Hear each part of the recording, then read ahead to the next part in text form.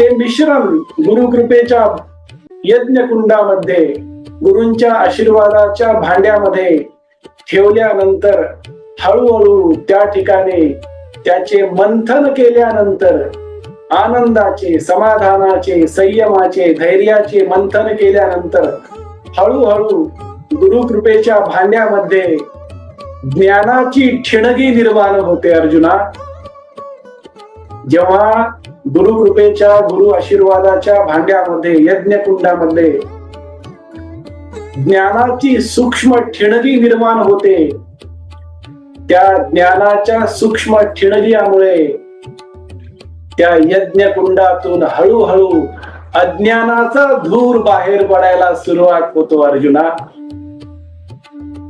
जेव्हा हा अज्ञानाचा धूर हळूहळू बाहेर पडतो, तेव्हा